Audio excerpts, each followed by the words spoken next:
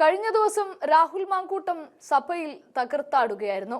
അതും സ്വകാര്യ സർവകലാശാല വരുന്നതിനെ കുറിച്ചും ഉമ്മൻചാണ്ടിയുടെ കാലത്ത് ഇത് നിങ്ങൾ എതിർത്തതല്ലേ എന്ന് ചോദിച്ചുകൊണ്ടാണ് അദ്ദേഹം ആദ്യം തന്നെ കയർത്തത്. ഇതിനുവേണ്ടി നിങ്ങൾ എത്ര കൈക്കൂലി എന്ന് പണ്ട് ഉമ്മൻചാണ്ടിയോട് ചോദിച്ചിരുന്നു എന്നും തുറന്നടിച്ചുകൊണ്ടാണ് രാഹുൽ തുടങ്ങിയത്. പിന്നീട് പറഞ്ഞത് AK ആന്റണി ഗവേഷണത്തിനായി മാറ്റിവെച്ച ഭൂമിയിൽ നിങ്ങൾ സ്വകാര്യ സർവകലാശാല നടത്തണമെന്നും അവിടെ പുഷ്പനെ അറിയാമോ എന്ന് പേരിട്ടുകൊണ്ടായിരിക്കണമെന്നൊക്കെ പരിഹസിക്കുകയായിരുന്നു രാഹുൽ മാങ്കൂട്ടം. എന്നിട്ട് ബോംബ് നിർമ്മാണത്തെക്കുറിച്ചും പിച്ചാത്തി നിർമ്മാണത്തെക്കുറിച്ചും മാഷാ അല്ലാ സ്റ്റിക്കർ നിർമ്മാണത്തെക്കുറിച്ചൊക്കെ പഠിപ്പിക്കണമെന്ന് പറഞ്ഞ് തകർത്താടുകയായിരുന്നു രാഹുൽ മാങ്കൂട്ടം. ആ വീഡിയോ ഒന്ന് കണ്ടു നോക്കാം. ഞാൻ ഈ ബില്ലിലുള്ള വിയോജിപ്പ് അറിയിക്കുകയാണ് സർ.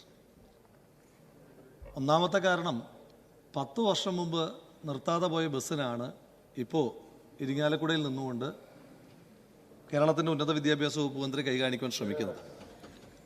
മുഖ്യമന്ത്രി, വിദ്യാഭ്യാസ മന്ത്രി ഈ സ്വകാര്യ സർവകലാശാലകൾ വരാൻ എത്ര രൂപ കൈക്കൂലി കിട്ടിയെന്ന് നിങ്ങളെ കൊണ്ട് പറയിക്കും.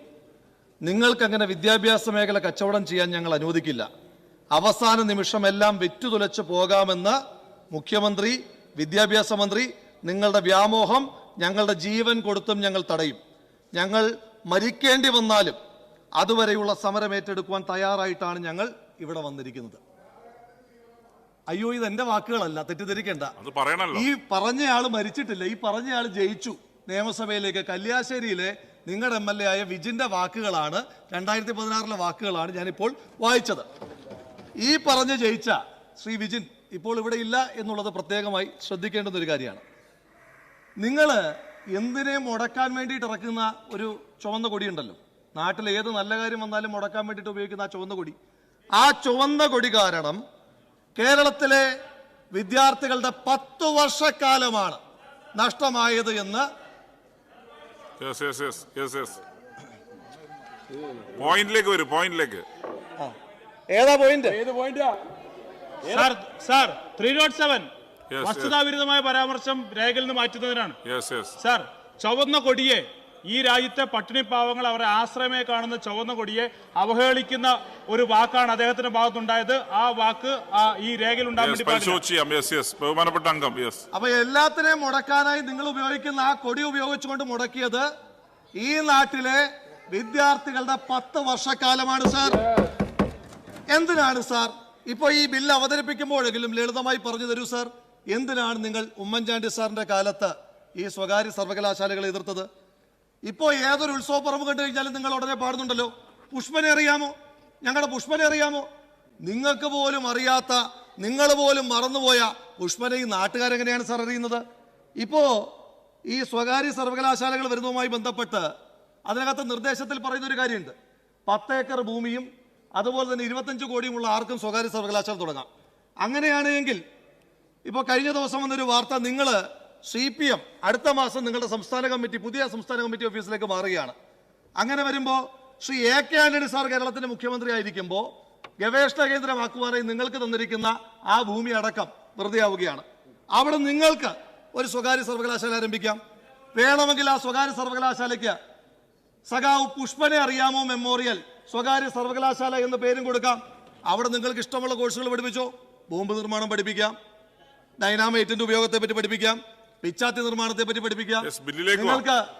നിങ്ങൾക്ക് കാഫിർ സ്ക്രീൻഷോട്ട് പോലെയുള്ള വ്യാജ സ്ക്രീൻഷോട്ടുകൾ ഉണ്ടാക്കുന്നതിനെ പറ്റി പഠിപ്പിക്കാം. അതുപോലെ തന്നെ മാഷാ അല്ലാ സ്റ്റിക്കർ പോലെയുള്ള സ്റ്റിക്കറുകൾ ഉൽപ്പാദിപ്പിക്കുന്നതിനെ പറ്റി പഠിപ്പിക്കാം. ഇതെല്ലാം പഠിപ്പിക്കാനായിട്ടുള്ള എനിക്ക് മനസ്സിലാകാത്തത്, നിങ്ങളിപ്പോ സ്വകാര്യ സർവകലാശാല തുടങ്ങാൻ പോവുകയാണല്ലോ.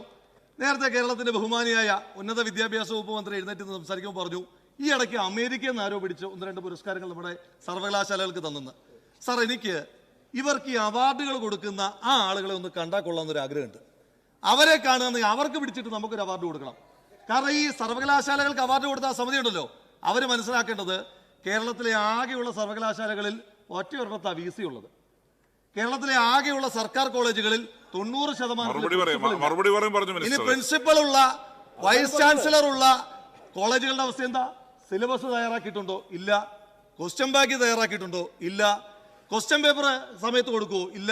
പരീക്ഷ നിങ്ങൾ സമയത്ത് നടത്തുമോ? ഇല്ല. ഇനി പരീക്ഷ സമയത്ത് നടത്താത്തതുകൊണ്ട് കൃത്യമായി മൂല്യനിർണ്ണയം നടത്താൻ പറ്റുന്നുണ്ടോ? ഇല്ല. അത് കാരണം കുട്ടികളുടെ വർഷം നഷ്ടമാകുന്നുണ്ടോ? ഉണ്ട്.